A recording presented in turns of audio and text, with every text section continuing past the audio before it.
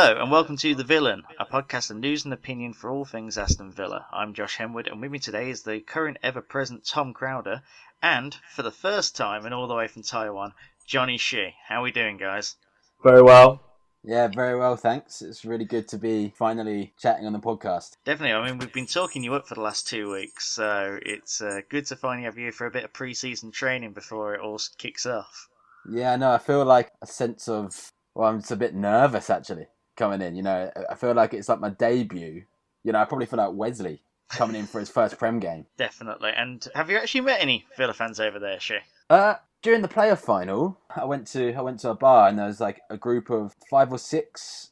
3 of them were from Birmingham, from Oldbury Way. So wow. they're from Oldbury Way. I would have thought they would have supported Baggies, but and their Taiwanese friends who have kind of just adopted Aston Villa as their Premier League team because overall it's not really, the Prem isn't really that popular. People more into like NBA and baseball. Yeah. So yeah, it was good chatting to them and they were all very knowledgeable. So they must have endorsed football quite heavily. Well, there isn't a Lions club over there yet, so maybe we could see one soon. You and these 3 chaps, and maybe some more in the future as well. Mate, Taipei Lions could be a thing. Let's great. make it happen. Yeah. Right. Excellent. Right. So today we'll go over the Villa news from the past 2 weeks. There's been quite a bit of it. And then on to our final pre-season podcast before the main season starts. Today we'll be doing some pre-season predictions. The transfer market also still has a week's worth of life in it, so we'll grade what we think Dean Smith's transfer business has been like, and also a couple of wishes maybe that you guys have for the rest of the window. And we'll have some over-unders and some friendly wagers as well, so it should be quite a fun podcast today. I think all of them have been fun so far, actually, but this one we get to, be a bit wishful with it. Glorious. Definitely. Before we get into it, I just want to thank those that have listened to the first couple of podcasts. We've actually got some subscribers. And yeah, we're now on Spotify and Apple. So if you do want to listen to more of us and be told when our next podcasts are, just click follow or subscribe on Spotify or Apple. And we'll also make sure that these are set up on YouTube as well. So Fantastic. Yeah, let's get into it. The news. There's been quite a bit of transfer news, lads. I don't know if you're aware, but we've signed a couple of players in the last 2 weeks. I couldn't tell. I couldn't really tell from Villa's Facebook page, actually. No. Yeah, it's all been quite quiet on there, really, hasn't it? First of all, Douglas Luiz, 15 million from Man City, just pending the work permit, but Villa seem very confident that's going to go through. Defensive midfielder who's actually been on loan to Girona for the past, I think it's a season, might be 2, but basically ever since he's gone to Man City, he's not been able to play for Man City, so he's played for Girona instead, much to Pep Guardiola's chagrin. And also Trezeguet, who I believe Johnny was referring to with the Facebook hype, signed from, and I'm going to try and get this right a second time, Pasha, the Turkish club, for £11 million plus add-ons, who is quite possibly our highest profile signing. And that's just because of the absolute influx of fans that you've seen come through to the Villa page ever since he's signed, and the constant pressure on those pages for them to keep putting on pictures of Trezeguet, which has been a little mad. What do you guys think, Luiz and Trezeguet? Needed? Do you reckon they'll go straight into the first team? What do you guys think? I think, to be honest, we needed competition because we were very threadbare anyway. So regardless if they're in the starting 11, I think we need that competition for places anyway. I think Trezeguet, it's one of those, isn't it? You can see him at his best on YouTube, etc. But you've got to be able to work back, etc. So El Ghazi on one side, Trezeguet on the other. I think it looks good. It does look good. I think out of the 2 signings, I'm actually more excited about Douglas Luiz because I think Man City only have regrettably put him out on loan because they can't guarantee him playing time, which fulfills his work permit requirements. So they were actually quite apprehensive to let him go. So based on sort of Man City's like robust sort of statistics-based recruitment policies, like he should be something special.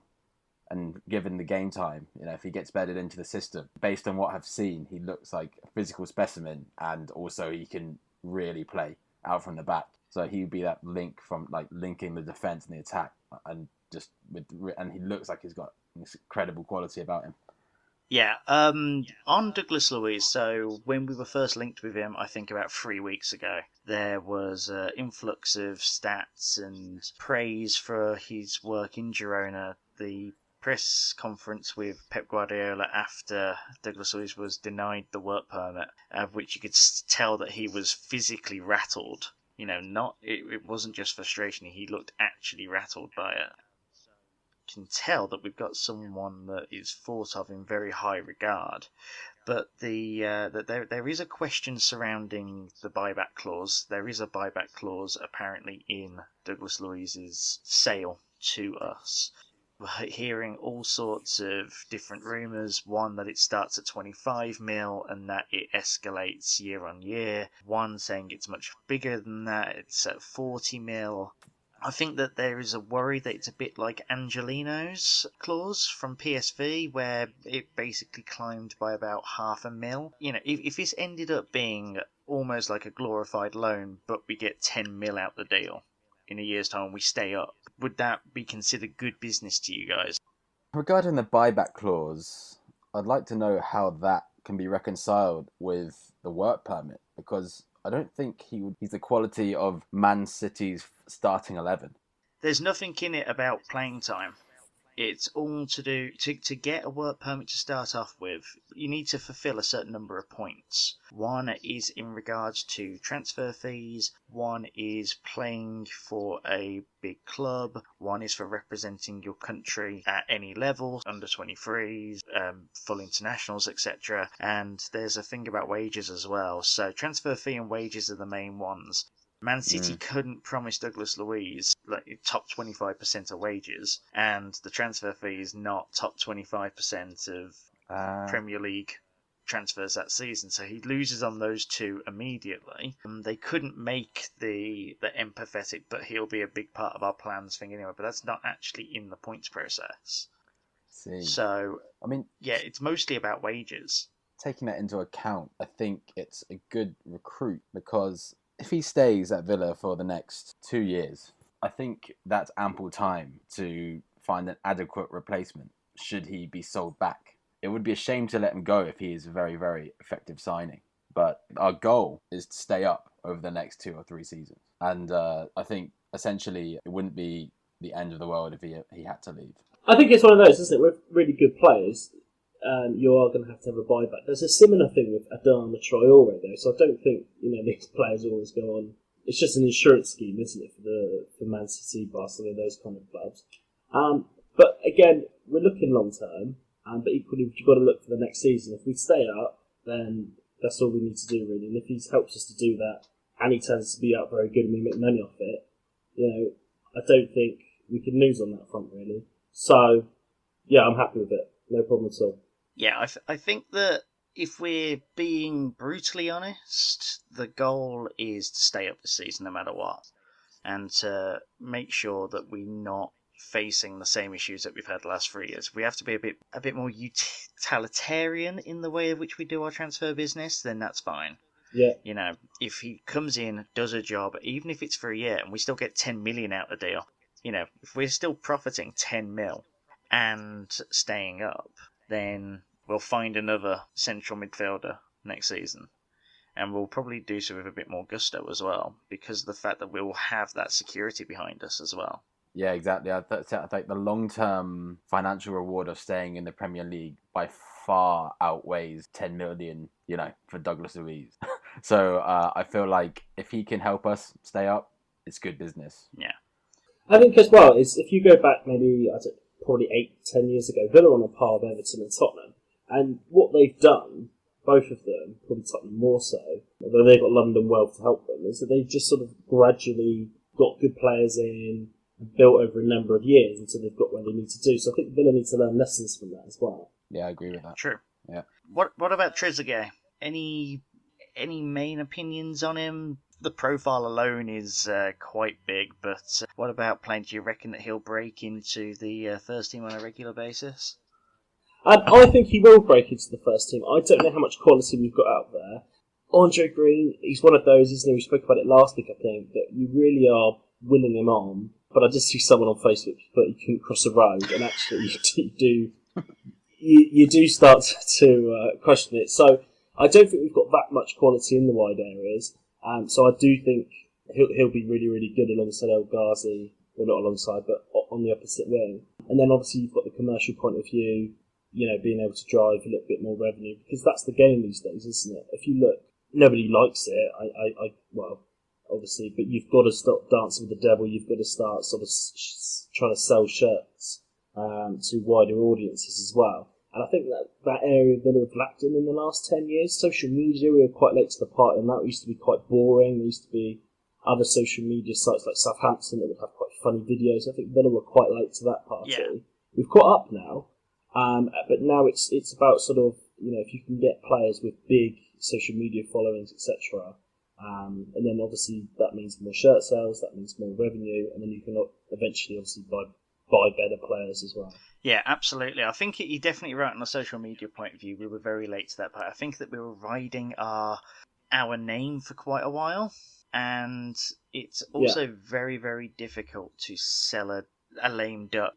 When that tide was turning, our game was turgid. It was during the Lambert years. We were dying. It's very, very difficult to sell that kind of football through social media, because anything that they ever did, it would be a case of, why are you even trying? Poor social media team. They're having to try and make this sound good. But yeah, this to me is a statement of intent from a commercial point of view. I think that having a commercial outpost in Egypt is a very savvy move, especially considering that one of the owners is from Egypt as well. I think it's good to have a African base of sorts. Also, Egypt is football mad. I mean, look at Mohamed Salah. Apparently, he is on practically every single billboard in Egypt. He's that big, and from what I'm being told on Twitter, Trezeguet has the potential to be the number 2 role to Salah, if not eventually supersede him, depending on how his career goes. He has that potential. So to have someone like that in a Villa shirt, I mean, he's got almost 3.7 million Instagram followers. Just throw the Villa badge on his feed every now and then, and that's 3.5 million people seeing the Villa badge, So I think that from that point of view, that's excellent. And also, I do think that he is a good signing. I actually think he will start. I think that he and El Ghazi will start, and that they'll find some form of role for Hotter, because I think he has had a good pre-season, Hotter, as I just don't know if he is going to be able to get one of the wing roles, but he could end up forming part of a midfield in some shape or form. We'll find out in a couple of weeks, I suppose. Yeah, Luiz and Trezeguet both excellent sides. I think they'll both start.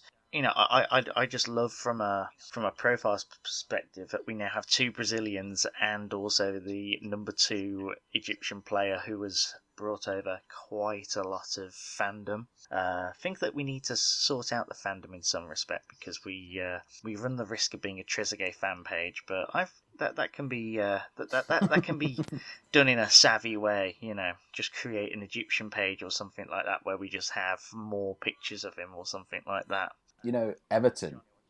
When Everton signed Cenk Tosun, there was a flurry of Facebook likes from Turkish fans, to the extent where Everton had to set up a new Facebook page for just in Turkish. So Everton, you see where Everton are now. They're commercially savvy. Cenk Tosun hasn't really made an impact there, but in the long term, they've still had so much engagement. So it's probably still a win for them. In terms of Trezeguet, I think this is a really savvy move from top down. It shows a real synergy between ownership, director of football, and from a managerial perspective, because we look short in wide areas, and he looks a real powerful player, very direct, a lot of pace, and if we want to get the ball out wide, he looks like he's got the quality to get some decent balls into the box for Wesley. It's very common that if you go to Spain, France, Germany, Italy, well, the Italians not so much, but a lot of clubs have sort of like, a Twitter feed in Spanish, and then a Twitter feed in English, and then Twitter feeds in all sorts of languages as well. So I think Villa need to get with that a little bit as well, and because I can see it, otherwise it's going to become, a little bit annoying for your average Villa fan in England. Well, it already has, hasn't it? Post-dominators. Yeah. If Villa lose sort of like, 2-3-0, and then we're sort of having inundated with, Trezeguet didn't play, etc., I can sort of see it turning a little bit sour. So I think Villa needs to get with that. Yeah, I did put on the Twitter feed yesterday, actually, that Hassan should run a Villa Arabic page. I think that would just be an excellent way of doing it. I mean, he did put out a Arabic lineup for the preseason. I'm like, this is exactly the sort of thing that Villa Twitter needs to be doing, and Villa Facebook. It'd be so easy to set up, and would probably give him the job of his dreams. Really, I imagine. Let's get it done, guys. God, not that difficult. Right, so I'm going to ask you two questions. First of all, what grade would you currently give our transfer business and why? And then number two, who else do you want to see come in? I'll just do it around the horn. So I'll start off with you, Tom. I give it a B+. I think a lot of key positions have been done. I think we've almost got enough now. Obviously, we've spent loads of money, so you can't argue with that. I think a couple of players have probably played slightly too much, so that's why I'm not giving it an A. But I think if we get Neil Maupay in, he's the big one for me. I think Wesley, I think he was injured yesterday as well, so it's a little bit of a warning shot that we can't just rely on him as well, because if he gets injured, I don't know what we're going to do. So I think we've got to have another striker. And as harsh as it sounds, I'm not convinced that Steer's going to keep us up, sort of be able to nail that position in the Premier League long term either. So it's seeing, we spoke about Trapp last week. I'd like to see probably Heaton from Burnley, someone like that. If we can get those two players, then I'll give it an A. Yeah, I'd also say B. I'd still argue that we're short out wide, even if we have Trezeguet and Green. I mean, that's a tough call, especially if Kodja can also play on the wing as well. Potter. There's news today that he should be on the way to West Bromwich Albion because he's not in Dean Smith's plans. That hurts. And yeah, it hurts. Not to them as well. But is he Premier League quality? That's the question there.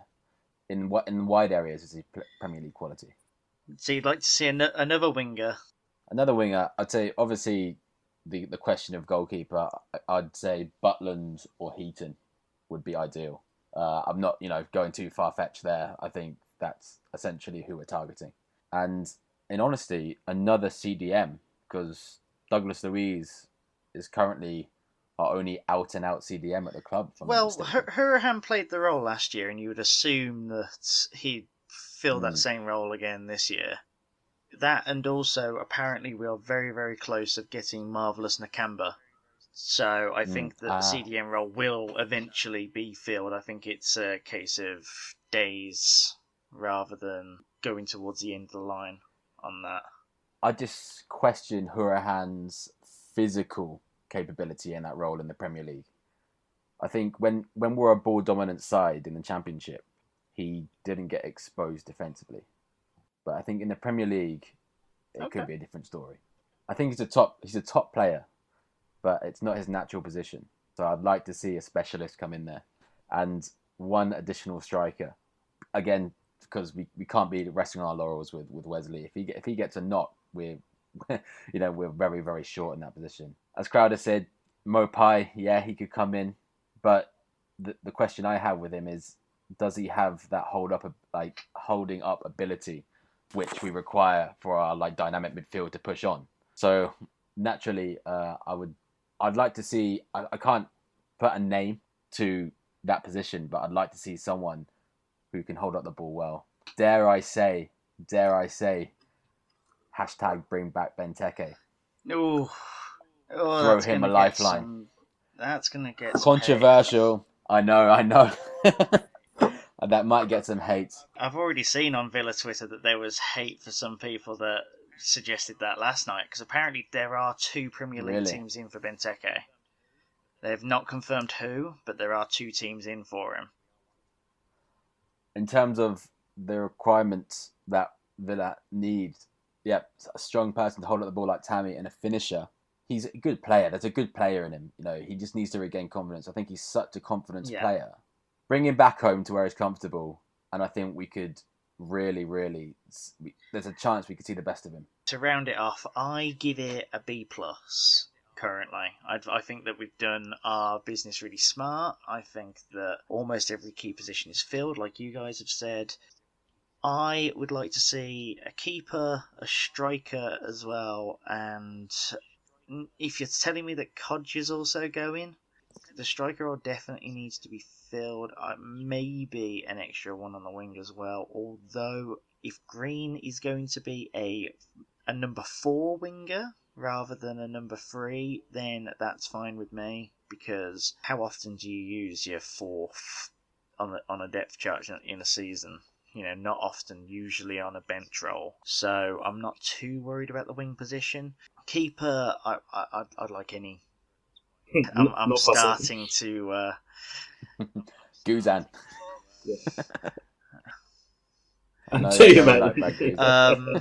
I think we'll get Butland, personally. I think we're running down the clock. I think we're just putting out offers left and right to other keepers to try and prize Stoke out of their position. I think that at some point this week you'll suddenly see a flurry of tweets saying Butland close or something like that, and everyone will be shocked. But they shouldn't be shocked, because I imagine this has been the plan all along. And I reckon that Butland will end up in goal by Leipzig. I saw a report on Twitter that Villa were considering Daniel Sturridge as a backup striker. I've seen a few of these. And I don't think that we're desperate enough. It's one of those. It's like, the homecoming, because obviously he was born in Birmingham. But to be honest with you, I don't think he's never going to be playing. The wages will be outrageous, and actually, you can do so much damage with the squad. If you start having someone on 150,000 pounds. You suddenly start getting your previous high earners questioning why on earth he's there. So it's not like it's not a shot to nothing that some people are making it out to be. I think you can actually cause quite a lot of damage within the team. Yeah, I agree with that. Yeah, that's definitely a fair point. And actually, I reckon that Benteke would be savvy business if we get him at the right price. I am actually in agreement with you on that. Under 20 million, decent signing, but anything over, then no way. True. It would have to be under the Wesley. Under the amount that we paid for Wesley, because I would want him to play in a Wesley role. Yeah. I think that's where a lot of clubs went wrong though as well, isn't it? Because when he was at Villa, everything was revolving around him. The wingers put the ball in for him, he took the penalties. And then he went to Liverpool, he wasn't taking the penalties, which obviously hurts your stats. It wasn't balls being whipped in, targeted aid as well. So it's not really surprising he flunked at Liverpool. And then Palace don't play that way at all. So I think if you're going for Benteke, he's got to be your out-and-out striker. You've almost got to set up to play around him. And if you don't, he's a very confident player as well, isn't he? So to be honest, I think if the price is right, go for him. If not, leave it. Excellent way of wrapping it up, I think, there. Yes.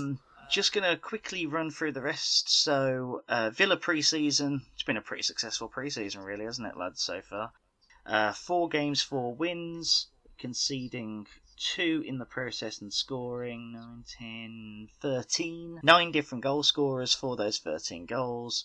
I don't know about you guys, but I feel like we're getting a proper footballing identity here, comfortable in possession, moving forward quickly, but with enough pace to get back and properly cover. I know it's against lesser opposition, but I'm actually excited about playing the bigger teams with this sort of philosophy.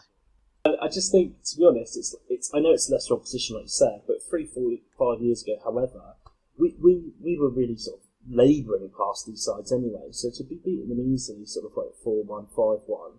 It's fantastic. And some of the football yesterday was fantastic. I mean, Hotter looks really, really comfortable with the ball. Obviously, Grealish looks superb. I mean, he just looks an absolute, real top quality. And I think he'll play for England before the end of the season as well. But I do think the attacking midfielders are really, really good. And we didn't have Wesley yesterday as well. We've still been able to bring players into it. Don't forget Charlton in the Championship as well.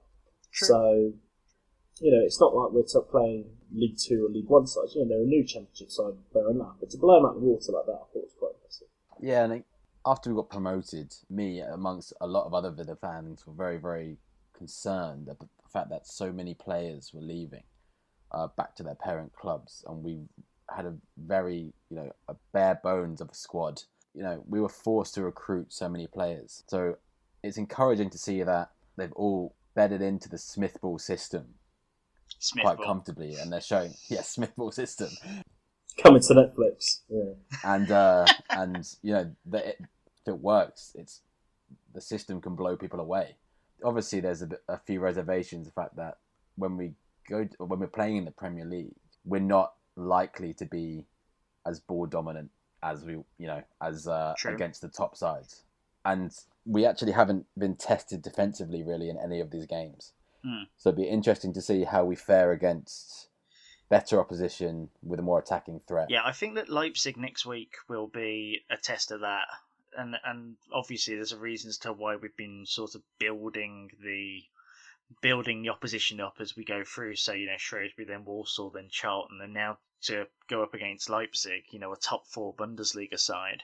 I think that that will be a true test of what we can actually do, and probably not be as dominant in possession either.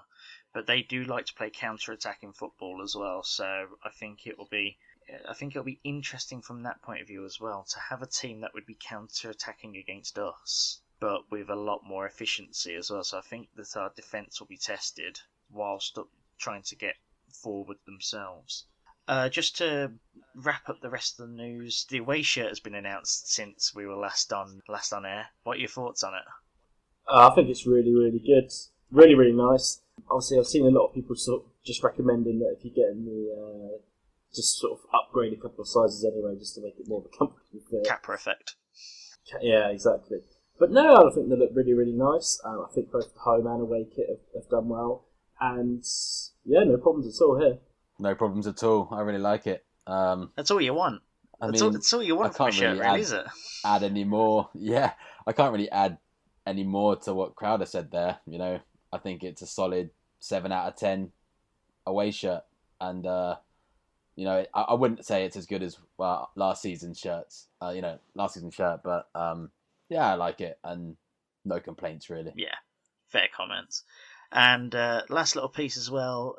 Just going to give dues to the Villa women. In pre-season have beaten Stoke and Everton in the past week. Everton are a Super League side whilst we're a Championship side, so that was particularly impressive. We've also signed 3 players. One is an England under-21 striker, Natalie Hales, who actually began her career at Villa and is rejoining from Birmingham City, which I think makes her the 3rd signing we've done from the Blues this season.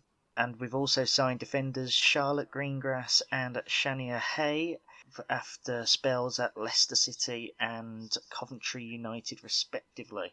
It actually looks like that it's going to be a really good season for them. So, I'm definitely going to be trying to cover them a fair bit in these podcasts, probably get down to a few games as well. Yeah, I think it's going to be really interesting to watch them.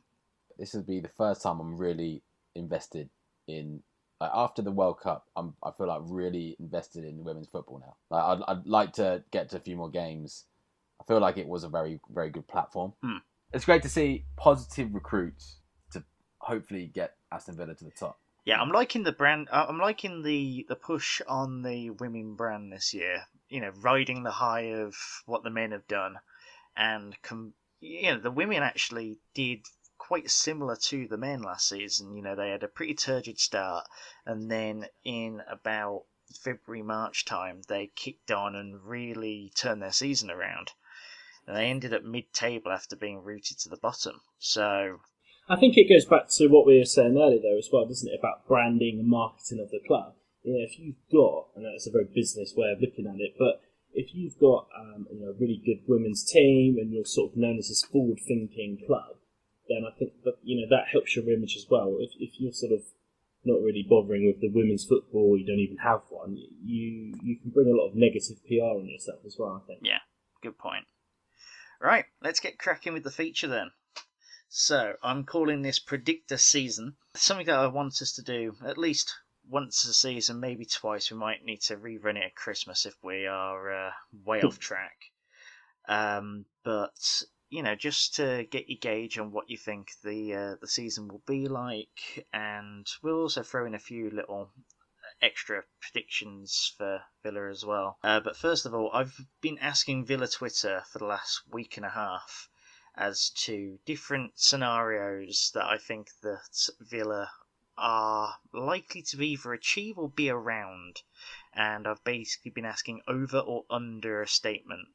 And I want you guys to also give your prediction as to whether or not we'll be over or under these stats. So, Villa to finish in position 15.5 in the league. Do you reckon that they'll be above or below that? I think below. So you reckon they'll be 16th or... I don't want to sound negative. Right, yeah. Okay. I don't want to sound negative, but I'm looking at the teams around who we should be looking to get points off next season. I'm looking at your Brightons. You could Crystal Palace, Newcastle. You could sneak a victory against a top side here and there, but I think it's going to be. I think people might be underestimated how difficult next season is going to be. Okay, so you've gone for the over there. Tom, what about you? No, I think Villa will. What's the question? Sorry? So Villa to finish in position 15.5. So basically above or below 15.5. Yeah, that's what I thought it was. But then you said Johnny. I think Johnny was going below that. Yeah, no, it's the way that it's phrased. So basically, he's gone over the number 15.5, but it's. Oh, I see. Right. Okay. Yeah. No, I'll go below that only because I think Newcastle are not going to be. I don't think Newcastle will do much. I don't think Burnley will do much. I don't think Sheffield United are strengthened at all. I heard sort of my idol in life, Adrian Durham, ripping into them not even taking it seriously. And to be honest, I have to start thinking they haven't signed anyone at all, and it just seems to be a bit of a fairy tale story. The fact that Billy Sharp's playing, so I think Villa are better than the other two teams we've been promoted with. Obviously, I know we finished below them, but we've got a whole new team now. Happens, and I just think there's I think there's 5 or 6 teams that Villa are better than in that league. So I would go under that and say Villa will finish about 13th, 14th. Okay, I actually agree with you on that, and I think that you're about right with 13th, 14th. So I'm taking the under as well, simply because I do think that we are the strongest of the 3 that's come up. And there are teams that scraped by last year that have had really bad off-seasons. Yeah. You look at Newcastle, look at all the stuff that's gone down with them. Brighton, they've not really pushed on. Brighton haven't signed anyone at all, no. And also Bournemouth seems to be... They were very streaky. I think they're going to run out of steam eventually in that league as well. So, yeah, Crystal Palace. Yeah, Crystal Palace have become a selling club all of a sudden. Yeah. Can I just jump in there and just throw this question to you guys? Do you think that, given the fact that we've recruited so heavily, we have to bed them all in as all of the new squad members in such a short space of time, that we are going to be better than Norwich coming up? Yeah. Because they've got a settled side, right? They've got a settled side. They play they play in quite a rigid system that they're all used to. Just wondering if you think that we're likely to finish above them. Well, it's all come from a strategy, hasn't it? I mean, quite a lot of the players that have been brought in have either come through Villa anyway, so they're loan re-signs, or they've come through Dean Smith's system in the first place, or they're playing in a system or they're playing in a position of which they know like the back of their hand anyway. So, for example, Douglas Luiz has not played in a Dean Smith system. But in any case, he's able to do his job well. He doesn't really need to, he basically just needs to be told to push it out to, the midfielders in front of him and the wingers, of which he'll know to do anyway. So that's not really going to be a problem. Hotter, for example, has played in systems before. Wesley's just told to do what he does. You can tell that there is a system there, and we've bedded them in early enough for it not to be a problem. And, I think the pre-season has proved that. I think the pre-season has proved that you can see that there is a philosophy and a system in place. So, yeah, I don't think it will be a problem, personally. I don't know about you, Tom. No, I agree with you. I don't think it's going to be... I think we will finish above Norwich. From memory, they let in a lot of goals last season. And I don't think they've really strengthened that much at all. Norwich were the kings of injury time last year. Yeah. I mean, they scored a lot of goals, but they also let in a lot of goals. And that might kill them. Yeah, I do think Villa will finish above Norwich. I do get you can have a good team, but team spirit, etc. But I think you need match winners, and I think Villa have got more match winners than Norwich do. Yeah, and Villa Twitter has also said under 15.5 as well, so that will finish above 15.5 in the table. 64% said the under there. Next one, Villa to win 9.5 league games this season. Since I've backed them to stay up and finish their season, I think I'm going to have to go with yes. You say that. You can do it on 7 or 8. Or 9, actually. 9 last year was all you needed to get 14th, I think it was. I'm going to go above. I'm going to go above. Dean Smith's style of football, I don't think we're going to be drawing all the time. So I think we're going to be looking for the win. I'm going to go above. You're going to go above, but think that we finish 16th or lower? Because I don't think we'll draw many. Okay. Because I think that team that we have, we basically have to go for it. I don't think we can rely on an incredibly tight defence. So you reckon we'll win 10 games, but probably draw about 8? And be in a scrap. Something like that. Yeah. Well, no, I think we'll do enough to stay up, but I don't think it's going to be as comfortable as what people think. I don't want to sound pessimistic. I just think there's been so much it's all right. to stitch in such a short space of time. I get it. Debut contributor, got to shoot from the hip. Dean Smith historically has never had solid defences, so that's it's just based on historical evidence. Some say that Tyrone Mings has just bought a ticket to Taiwan. He's knocking on your door. He wants to know what you've been saying about him behind his back.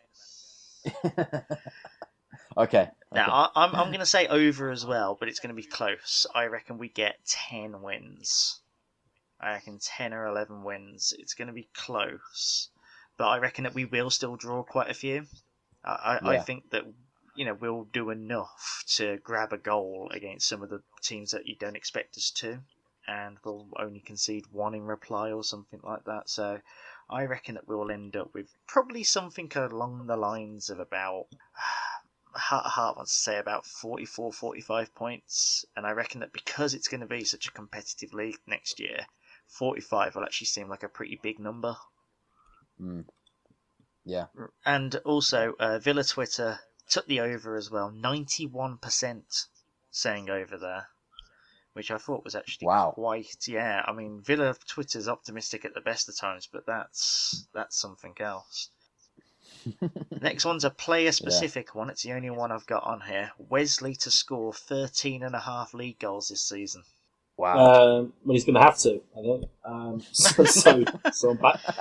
Yeah. If he doesn't, we've got problems. So, I'm going to go with yes on that one. Okay, you're taking the over. Okay. Absolutely. I'd say over purely because I think we're going to be delivering so many balls into the box. We're playing from wide a lot, but I don't think too many more. Right, I'm gonna take the under. I'm gonna say he scores exactly 13. So where do you think our goal contribution is going to come from? Well, I mean, if you look at pre-season, we had 9 different goal scorers. And as a little preview for my bold prediction, Wesley is not only a goal scorer, but he seems like an assists machine. he involves players around him. I actually think that Wesley's contribution is going to be more in what he does in terms of his distribution than it is actually with his shooting. I think he'll play as a number 9 in that sort of role rather than a number 10. And also, Villa Twitter took the under. They actually went the pessimistic route and took the under 61%. Wow. That surprises me. But 13.5 is... I mean, I've tried to do each of these so that they were difficult. 13.5... It's going to be playing as a lone striker as well. So, yeah. There's got to be something there. Next one. Villa to record 8.5 clean sheets in the league this season. Now, you have to be a bit savvy here because you've got to think about your keeper as well. Who's going to be in? I'm going to say no on that one. No. Yeah, under that one. So you reckon because of a more attacking style of play? Yeah, and I think so. Yeah.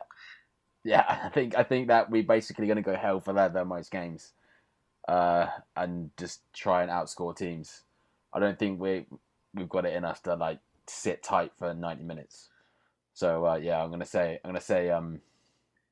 under. Right, I'm going to go all out for glory here. I'm going to say over. I'm going to say we get 9 or 10.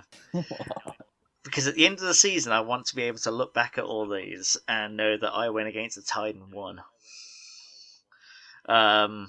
Because I think there will be games. I think there will be games where we will be a bit more defensive. We've basically got 5 defenders if you include Douglas Luiz as a really deep centre mid. My logic behind it is top 8 bang the goals generally in the Premier League. You play them twice over a season, so that's 16 out of 40 games or 38 games. Sorry. Okay, so 22 more games. Yeah, and then you say I don't see us holding clean sheets when we're going to be attacking. You don't see us getting 1-0s against Newcastle and Norwich and all them. I see us. Newcastle could be like a 3-1. I don't see. I just don't see us. I think if we go 1-0 up, we're never going to sit back in the Prem. It's just not Dean Smith. So that's I don't know. It's just my inclination. Well, that's what this is all about, mate. It's Predictor season. Yeah. Villa Twitter took the over, 61% again. What? Yeah. I can't believe that. I honestly can't believe that. Bunch. And then one of which I threw in there mostly just to get your thoughts on how you think we'll actually what you think our thought process will be in the cups. Villa to achieve round 4.5 in either cup. So that's League Cup we would have to win 3 games, and the FA Cup we'd have to win 2. Yeah, I think so. Yeah. I think so. Yeah, over, but not too much further. Wow. See, I took the under. I took the under on that. I think that we're just going to play a second 11 for them. I think that the goal is going to be staying up at all costs and just fobbing off the cups. It depends who you're playing, isn't it? Like that's a massive factor. If you're playing like League 2 team, your second string side could be bad. Yeah, I think that in the League Cup, I mean, to get to round 4, I mean, you've already taken two opponents out by that point. So your round 4 match could be against quite a high team. To which I'm just wondering whether or not it's worth it. In the FA Cup, if you get 2 lucky draws, and maybe you play League 2 twice. But knowing our luck, we'll get Manchester United in round 3. Yeah. Yeah, exactly. It's either that or a really spirited Peterborough side. Kind of a difficult one. Yeah. Difficult one to predict. Villa Twitter took the over, 57%. So that was actually the closest of the bunch.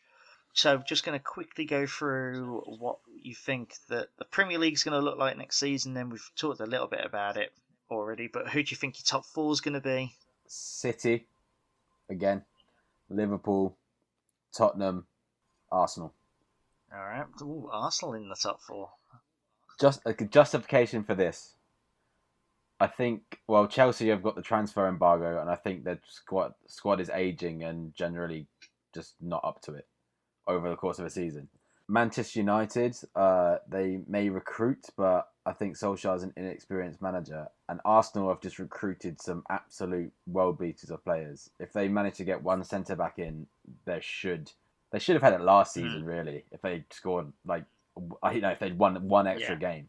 So you've added all of that additional firepower. They're probably sneaking into the top 4 this season. Fair play. So that's my logic. Tom, your top 4. Right, I'm going to get ridiculed here. Yeah. Man City, 1. Yeah. Liverpool, 2. Tottenham, 3. And I'm an eternal optimist that something other than the top 6. I'm going to say 4 Leicester. Oh, Christ. You're going to have to state your case there. I just think, really good manager. They've got some good players in. I think if they keep Harry Maguire as well, I think they'll do really well. And I think they can do it. They've won the league before. I know that was 3 years ago.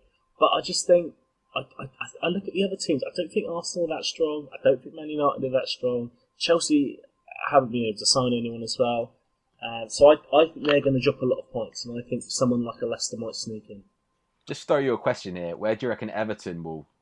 Yeah, see, Everton, I think Everton will be, they're not as settled, so I think Everton will be in and around that pack as well. Yeah, they look strong this season. Yeah. Fair enough. Yeah. My top 4, so I reckon that Man City, again, I think that they're just too... They always seem to have a squad that has just that bit more than anybody else. Liverpool, I actually think will finish 3rd this season. I'm going to put Tottenham in at 2, Liverpool in at 3. Wow. And then Arsenal in at 4. I am actually going to say Arsenal.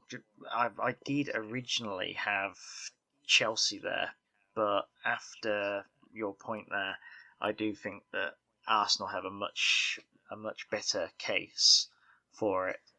Chelsea with no Hazard, toothless. But I like their spine now. I do like how they look even without Hazard, and I think that their youth will hold them in good stead throughout the season simply because of the fact that they're just going to have too many games otherwise. Reason as to why I've put Liverpool in 3rd, don't know if you guys have seen, but they've got a terrible Christmas. They have they've got a terrible Christmas that includes cups, the World Club Cup, all sorts. They're in some. They could be in something as big as 4 competitions in December, and Christmas is vital for a title chase. And I reckon that's where the wheels will start to come off. Yeah. No. You can get Leicester at 16-1 to finish top 4, but my question is, what do you reckon Villa are to finish in the top 4? What odds do you reckon? Something like 250. No, about 500 to 1. 150 to 1. No, seriously. No way. Yeah. I think that's because of the Leicester factor. Yeah, it definitely is. I mean, you can get Burnley at 250 to 1. Yeah, I find that bizarre, that's though. because of Leicester. Pure and simple. That was such a anomalous circumstance. Yeah, but in the top 4 you've had Everton, not in recent memory, but also Southampton. 3 seasons ago? They only finished about 1 point outside the top 4 as well. So I think the bookies just sort of on the sort of caution as well. Yeah, right. Quick one, lads. Relegation. Who are you free for relegation? Sheffield. Gonna go out there and say it, Newcastle, even if they've got this new striker in. Yeah. Sheffield, Newcastle, and my 3rd will be Brighton. Ooh, so Norwich stay up? I think Norwich stay up. They've got a good manager, really good system in place. I think they'll do it. They've got young talent as well who are going to be hungry for it. So I think, Fair I think enough. the atmosphere around Newcastle is just so bad. Like, it just can't be sustainable. Like. But by the same token, they always seem to find a way. Newcastle is constantly in a state of turmoil. This time they've got Bruce, mate. This time they've got Bruce. It's not Rafa anymore. He's a dinosaur. I'm going Sheffield United, because they've not signed anyone. Norwich, and I'm going to go Brighton as well. Yeah, in fact, I don't even think explanation's required there. I've gone for the same three. I reckon Newcastle will do just enough. I think that they've got literally just enough to do it. Brighton were lucky to stay up last year. I don't think they brought in anyone of any real note, actually. And they were so lucky to stay up last season. So I think that that's why they're good candidates to go down. Norwich and Sheffield United, I don't think they've brought in the right players, or I don't think that on a given week they'd be able to do the business. So I think that over the course of a season they'll lose too much behind other teams and go down. Right, last little bit of Predictor season. I want a bold prediction regarding the Villa and a bold prediction regarding the Prem. So one of each, and if you're challenging them, then you can propose a wager if you wish, whether it be a pint, whether it be a meal. Okay. Trying to try and spice it up a little bit. Okay. Actually, let's go with yours first. Alright, so mine is that Wesley will assist more goals than he scores this season. I wouldn't say that's too far-fetched, no. I think it is because of the fact that he's our main striker. He's our main striker in a system with one striker. Mm. You know, I feel like he is and when you consider the players around him as well, and the crosses are going to be getting in, I think it is quite a bold prediction in that sense. But I reckon he'll end up getting something like 15 assists and 13 goals. Yeah. And that would probably actually make him the top assist man of the season for Villa. Yeah. Now that really is bold in my opinion. Yeah, actually. Okay. I understand. I can see where you're coming from. Does anyone want to... How about for the Prem, though? For the Prem. My prediction is that Manchester United will not even get a European place of any note. I don't think they'll get Champions League or Europa League next season. Yeah, I was going to go for that. No, it's fine. You can have the same prediction if you wish. Yeah. There's nothing stopping that, I suppose. Just means that there's a good bit of agreement there. Yeah. So in that case, what's your Villa? Does anyone want to challenge me on those two, by the way? No. See what Crowder comes out with. Crowder's going to come out with a jackhammer. Well, I'll tell you what. Let's hear your Villa one first, Johnny, and then we'll save Tom's for dessert. Okay. I think this is quite abstract, so hear me out.